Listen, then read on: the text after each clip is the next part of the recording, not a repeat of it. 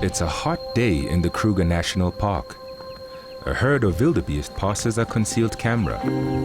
Not far from the camera lies another hidden device, a trap charged with bait. And nearby, two scientists wait. The trap is designed to catch the largest of the bushveld eagles, the martial eagle. This magnificent eagle is an apex predator, capable of hunting even small antelope. But in South Africa, the likelihood of seeing a martial eagle has declined more than 50% over the last 20 years, as their numbers have fallen by 60%. The wildebeest are oblivious to what lurks above them. Suddenly, they scatter.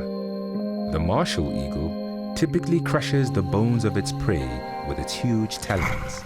This time, however, the prey does not yield, and the 4-kilogram eagle is caught. The bird is now part of an intensive research project. The Percy Fitzpatrick Institute initiated a project on martial eagles looking at declines across southern Africa. Kruger National Park came out as a hotspot where declines are occurring at quite a high rate, up to 40% over the last 20 years. So we initiated the project in 2013, and it will run for the next 3 years up until June 2016.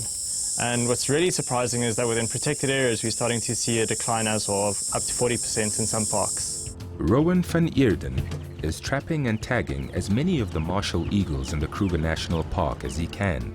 After fledging, juvenile marshals search for home territories averaging 115 square kilometers beyond the sanctuary of the park and where their fate is unknown. Rowan fits GPS tracking devices to the young birds in the hope that the data they transmit every 15 minutes will help him keep tabs on the eagle population recently listed as near threatened. These are satellite tags, and they allow us to follow the bird wherever it goes for the next 2 to 3 years. Eventually we do design this so that it can fall off the bird once the batteries start to go on the device, but it's solar powered. But just like any battery-operated device, eventually the batteries wear out. The plight of the juvenile birds was highlighted when Rowan noticed one of his transmitters had stopped moving near Shai Shai in Mozambique. The transmitter was found hanging from this tree, which according to Rowan is a gathering place for hunters and subsistence farmers. The fate of the bird is unknown. Rowan spends 6 days a week traveling the roads inside the Kruger National Park, searching the skyline for martial eagles. Their dwindling numbers make this a frustrating process. Well, it's pretty difficult if there aren't roads that are highly accessible to the nest sites. So they've got massive home ranges and there aren't many roads to actually work off. So it can be a huge challenge. You spend a lot of time on foot. Yeah, a lot of driving just to find individuals. You can't predict where they're going to be. Sometimes you can trap 2 or 3 birds in a week. Sometimes you can go 2 months without having any opportunities. We spent a few days with Rowan and his technical assistant Shane McPherson to see how he traps and processes these large raptors. Rowan didn't want our cameras to show how they lured the birds to the traps, as this knowledge, in the wrong hands, could place more poaching pressure on the already threatened species. Our first day did not go well. After 10 hours of searching roadside trees, we came up empty-handed, and Rowan called it a day. In the evening, we asked him to tell us more about his research.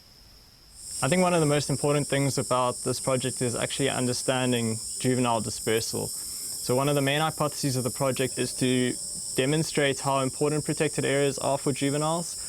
They disperse over huge distances that we didn't know about in the past. They come into contact with humans far more often when they're out of protected areas, and therefore they're at much greater risk of mortality. And when these juveniles die out and your aging adult population starts dying, you can get recruitment failure back into the park. So there's no juveniles left to replace the dying adults. The next day, we were in luck. A juvenile marshal was spotted a few hundred meters from the road. Rowan placed a trap in line of sight with the juvenile, and we retreated to see if it would take the bait. We didn't have to wait long. There we go. Okay. Once you've actually caught a bird, it's a huge sense of relief. You've spent quite a lot of time and efforts and money just trying to catch one bird.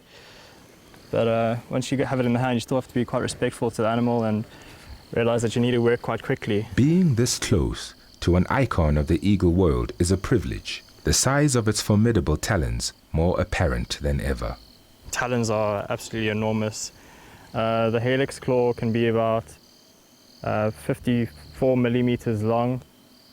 And yeah, it's just basically designed to puncture into an animal's skull, spinal cord or vital organs and debilitate it pretty quickly. So they're designed for killing. They really are top predators. Processing the bird usually takes around 45 minutes. The harness is secured with a Teflon ribbon, the same material that coats non-stick frying pans. Teflon is used because of its strength and because it does not chafe the bird. So it's really important to fit the harness properly and take your time fitting the harness, because this thing is going to be on the bird for the next 2-3 years of its life, and if you don't have it perfect, you can compromise the bird's health and fitness. The transmitter here is fitted so that the straps go over the shoulders, and around there's a big crop here where when the bird's finished a big meal, it will bulge, and so you don't want the harness to interfere with the crop at all. And around the body here, the legs are quite high, so the strap is going above the legs and around the rib cage here, and there's plenty of movement. The research process is much the same as with other large birds of prey.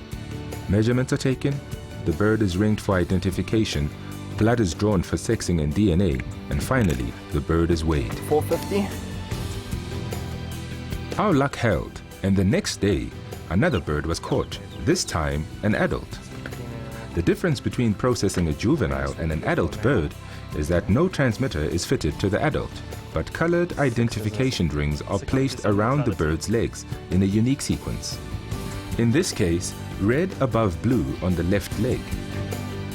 This will allow people to accurately report sightings of the birds. So this is the 26th bird that adult bird that we've caught, and the 20th bird that we've color ringed. The first 6 birds we caught all got GPS tags put on them, and then the rest got these color rings. Martial eagle populations have diminished because of persecution via shooting and poisoning, because martial eagles are seen as a predatory threat to livestock.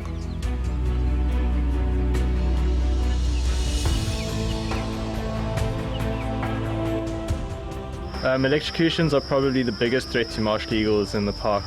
We've had a number of electrocutions over the past few years, both tagged birds and untagged birds.